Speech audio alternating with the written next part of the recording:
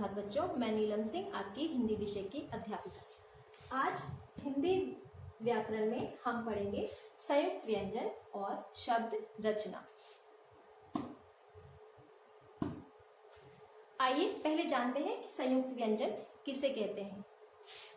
कुछ शब्दों में कोई कोई व्यंजन हल्का बोला जाता है। जो व्यंजन हल्का बोला जाता है वह अरहित होता है। अरहित व्यंजन अपने से अगले व्यंजन के साथ मिल जाते हैं, इन्हें संयुक्त व्यंजन कहते हैं, जैसे गन्ना, पत्ते, पुस्तक। आइए संयुक्त व्यंजन का अर्थ और अच्छे से समझते हैं। संयुक्त व्यंजन अर्थात जुड़े हुए व्यंजन। जो दो व्यंजन आपस में जुड़े हुए होते हैं उन्हें हम संयुक्त व्यंजन कहते हैं। संयुक्त व्यंजन को समझने के लिए हम यहाँ देखते हैं, जैसे आपका शब्द दिया गया है गन्ना। ग अक्षर के बाद न अक्षर दो बार दिया गया है, जैसे कि हमने यहाँ पे भी पढ़ा। न ध्वनि जो है, न अक्षर जो है वो दो बार आया है, लेकिन पहली बार में न अक्षर आधा लिखा गया है और दूसरी बार में पूरा।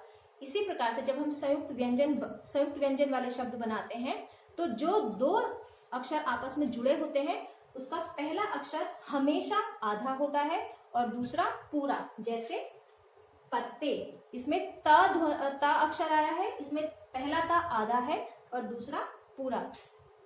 जैसे पक्का, छत्ता, धब्बा, गद्दी, प्यास, क्यारी, मक्खी, चिट्ठी। चिट्ठी शब्द में ट हल्का स्वर लिया गया है, चिट्ठी। तो अगर आप चिट्ठी शब्द बोलते हैं तो ट की जो ध्वनि है वो आपको सुनाई नहीं आती है। आइए देखते हैं शब्द रचना किस प्रकार से की जाती है। शब्द रचना बच्चों आप पहले भी पढ़ चुके हैं।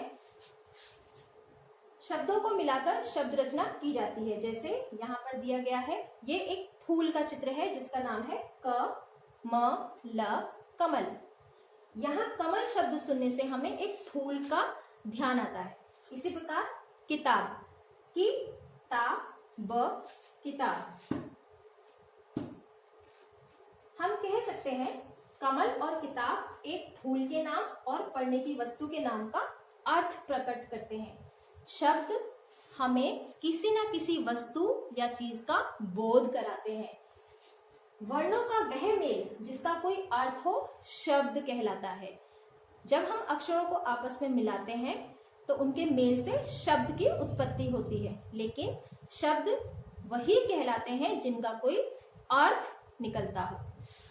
जैसे फू धन ल फूल, मा धन ला माला, प त ता पत्ता पत्ता, चिड़िया चिड़िया, प ग ड़ी पगड़ी, डी ब बा डिब्बा। आइए इसके अभ्यास कार्य देखते हैं। पहला है, चित्र देखकर सही शब्द के आगे सही का निशान लगाइए। क्योंकि हम इस पाठ में संयुक्त व्यंजन कर रहे हैं तो आपको इसमें क्या करना है, चित्र देखकर सही शब्द के आगे सही का निशान लगाना है। आपको वो शब्दों में निशान लगाना है जिसमें आपके संयुक्त अक्षर आ रहे हो। दूसरा है, संयुक्त व्यंजनों का प्रयोग करके शब्द बनाइए। यहाँ पर आपको संयुक्त अक्षर दिए गए हैं, आपको इन अक्षरों का प्रयोग करके नए शब्द बनाने हैं। जैसा एक उदाहरण के तौर पर दिया गया है, आधा ता और त, तो इससे बनता है छत्ता। इसी प्रकार से आपको ये बाकी शब्द भी बनाने हैं। धन्यवाद।